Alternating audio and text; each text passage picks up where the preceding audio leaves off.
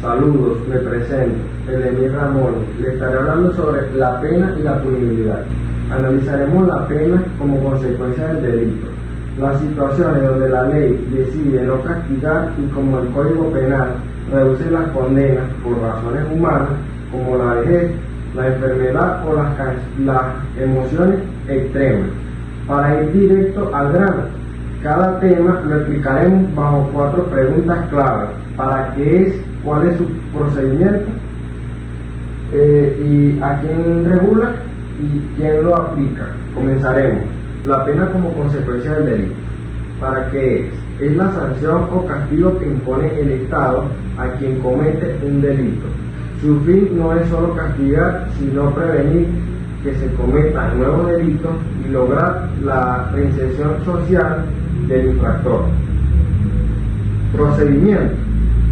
Se aplica exclusivamente a través de un juicio oral y público, conducido por el juez de juicio bajo las reglas del Código Orgánico Procesal Penal, donde se demuestra la culpabilidad más allá de toda duda razonable. ¿A quién regula? A todas las personas mayores de 18 años que cometen un hecho tipificado como delito en el territorio venezolano, principio de territorialidad. Organismo que la utiliza: el Poder Judicial, Tribunal de Control, Juicio y Ejecución, el Ministerio Público para solicitarla y el Ministerio del Poder Popular para el Servicio Penitenciario. Condiciones objetivas de punibilidad y su ausencia. ¿Para qué es? Son requisitos externos y adicionales que exige la ley en ciertos delitos para que el Estado pueda aplicar la pena independiente de las acciones delictivas en sí. Su ausencia significa que, aunque haya delitos, no se puede castigar. Procedimiento.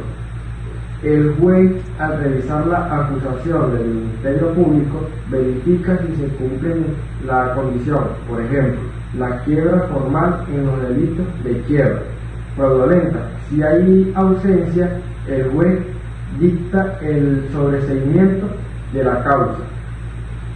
¿A quién regula?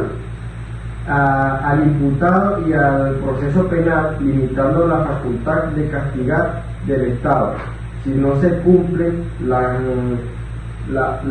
formalidades de procedimiento.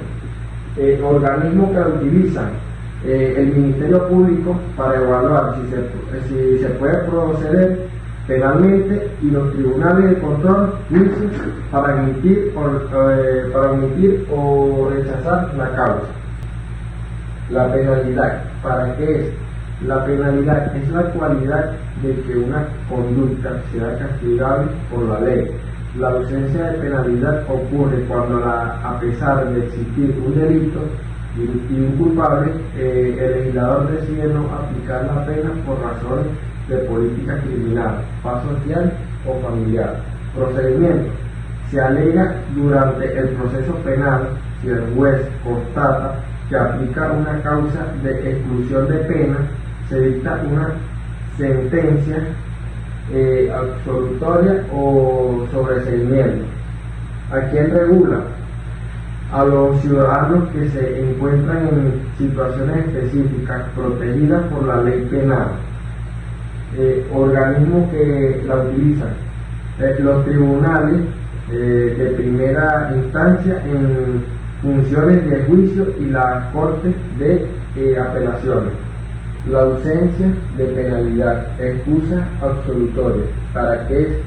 Son circunstancias personales específicas por las que la ley exime la pena a un autor de un delito, a pesar de que el hecho es típico, antijurídico y culpable. Ejemplo: hurto entre cónyuges ascendientes o descendientes, según el artículo 481 del Código Penal. Procedimiento. La defensa del imputado lo invoca ante el juez al demostrarse el vínculo familiar u otras condiciones exigidas. El juez declara que el sujeto está exento de pena. ¿A quién regula? A personas con vínculo de parentesco íntimo o situaciones de lealtad específicas descritas en el Código Penal. Organismos que la utilizan: El Cuerpo de Investigación Científica, Penal y Criminalística y el Ministerio Público para archivar o no ejercer la acción, y los tribunales de control. Causas generales de la atenuación de la pena. Clasificación de atenuantes, artículo 74 del Código Penal. ¿Para qué es? Para disminuir en cuanto a la cantidad de tiempo o gravedad de la pena aplicable, debido a que disminuye la culpabilidad del autor o el daño social del hecho. Procedimiento. El juez de juicio, al dictar sentencias condenatorias, calcula la pena partiendo del término medio, ya restando tiempo según las atenuantes demostradas en el debate oral. ¿A quién regula? A los procesados penalmente que cumplen con los requisitos como ser menor de 21 y mayor de 18 años, no haber tenido la intención de causar un daño tan grave o haber tenido buenas conductas previas. Organismo que lo utiliza.